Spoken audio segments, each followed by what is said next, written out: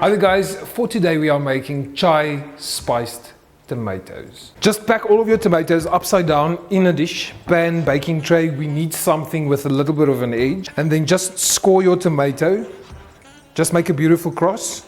Crushed garlic, a chai spice. We've got some treacle or muscovado sugar, white wine vinegar, or apple cider vinegar. Then we do a couple of tablespoons of olive oil. Just combine all of these things. I'm just going to add some salt and pepper.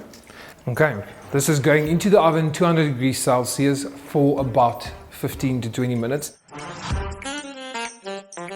These tomatoes have been in the oven. They are looking beautiful. This is just some cooked wheat. We can just garnish this with some microbes, and then that's that beautiful quick and easy side to your festive table.